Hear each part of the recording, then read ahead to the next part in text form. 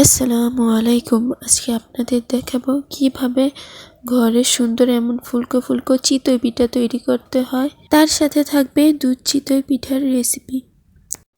যারা এখনও আমার চ্যানেলটিকে সাবস্ক্রাইব করেননি, অবশ্যই সাবস্ক্রাইব করে আমার পাশে থাকবেন এরকম নিত্য নতুন ভিডিও পেতে। এমন ফুলকো ফুলকো চিতই পিঠা বানানো শিখতে হলে অবশ্যই ফুল ভিডিওটা দেখতে হবে। এখানে আমি 1.5 কেজি আওলা চাল এবং 1.5 কেজি সিদ্ধ চাল নিয়ে আওলা চাল আর সিদ্ধ চাল দুটোটা সমান সমান করে দিতে হবে। এখানে আমি অর্ধেকটি চালের গুঁড়া নিয়ে নিচ্ছি চিতই পিঠা তৈরি করার জন্য। এখানে চালের গুঁড়োর মধ্যে আমি পরিমাপ মতো লবণ দিয়ে নিচ্ছি। 2 চামচের মতো হবে এখানে লবণ।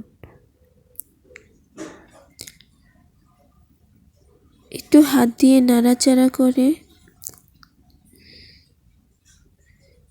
আমি চুলায় আগে থেকে গরম পানি করে রেখেছি। এটা হালকা কুসুম গরম পানি।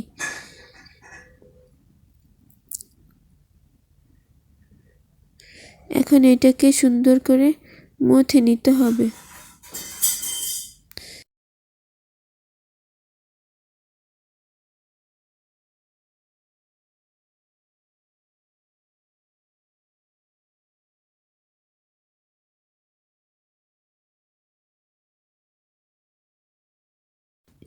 এখানে আমি আরও একটু গরম পানি দিয়ে দিলাম। আর এটাকে বেশি মথার কোনো প্রয়োজন নেই। আমি 1 মিনিটের মতো এটাকে মথে নিয়েছি। আর ডোটাকে প্রায় 3 থেকে 4 ঘন্টার মতো রেখে দিতে হবে।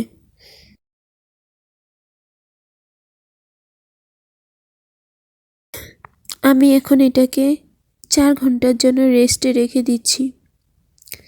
আর আপনারা এই ডোটা তৈরি করার সময় খেয়াল রাখবেন, অবশ্যই গরম পানি ব্যবহার করতে হবে, হালকা কুসুম গরম পানি।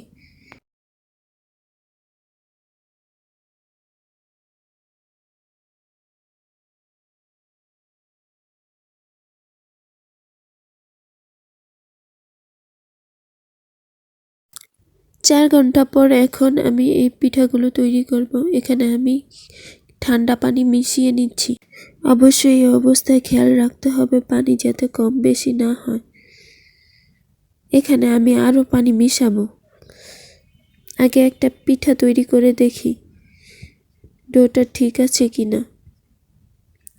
যদি দেখি ভিতরে হালকা কাঁচা সিদ্ধ রয়ে গেছে তাহলে আবার কিছুটা পানি দিয়ে আবার নাড়াচাড়া করে নিতে হবে।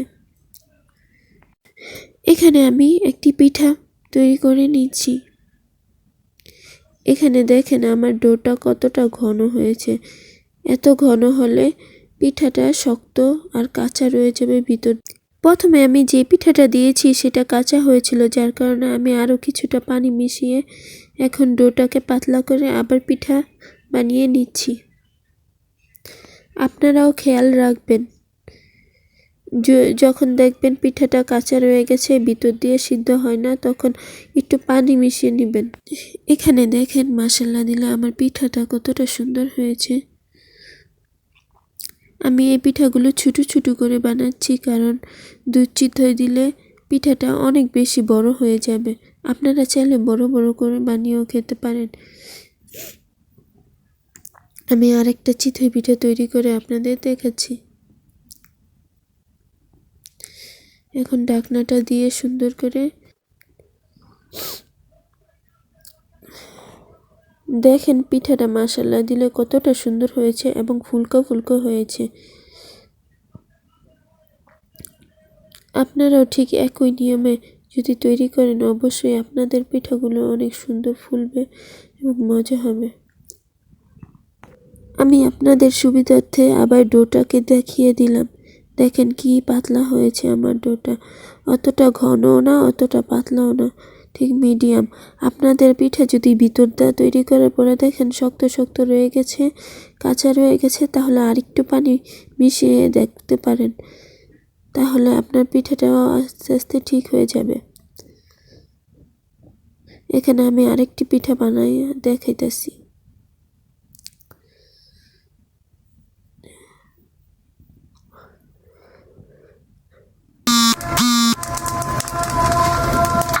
এখানে আমার পিঠাগুলো মশলা দিলে কত সুন্দর সুন্দর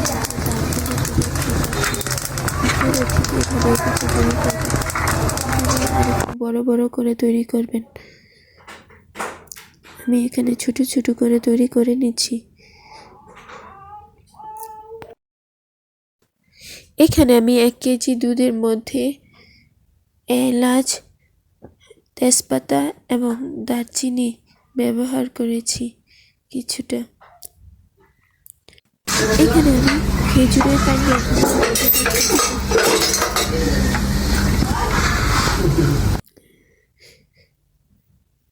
এখন আস্তে আস্তে এগুলোর সাথে গুড়টা মিশিয়ে নিতে হবে। আর আপনাদের হাতের কাছে যদি পাইন্না গুড় না থাকে তাহলে মিঠাইটা আগে গরম পানি দিয়ে সিদ্ধ করে নেবেন, তারপরে দুধের মধ্যে মিশিয়ে দিবেন। আর এটা পাইন্না গুড় হওয়ার কারণে এইভাবেই দুধের মধ্যে মিশিয়ে দেওয়া যাবে। আমি বেশিরভাগ অংশটাই ঢেলে দিয়েছি। এখানে সামান্য একটু নুন দিয়ে দিবেন, তাহলে টেস্টটা আরও ভালো আসবে। আর চিনি যদি মিঠা যদি অল্প মনে হয় তাহলে আর একটু চিনি ব্যবহার করতে পারেন।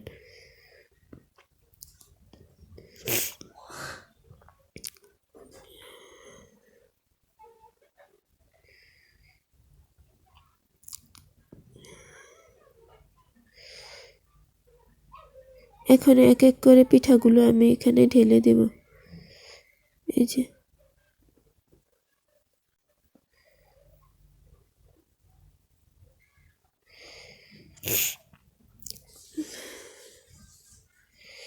পিঠাগুলোকে সব এখানে ঢেলে দিচ্ছি। বিশ্বাস করেন আপনারাও যদি এভাবে তৈরি করে খান অবশ্যই আপনাদের কাছেও ভালো লাগবে। পিঠাগুলো একটার উপর আরেকটা রেখেছি, তার জন্য উপর দিয়ে কালো হয়ে গিয়েছে। আর সবগুলো পিঠা অনেক বেশি সুন্দর হয়েছে।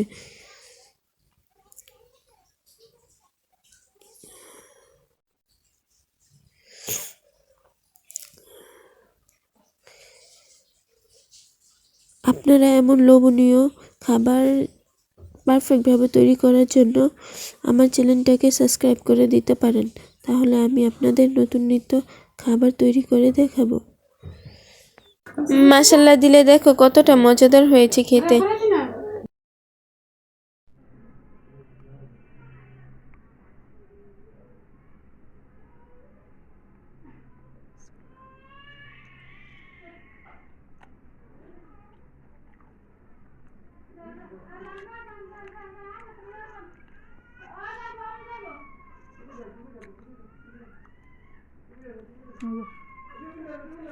Hum.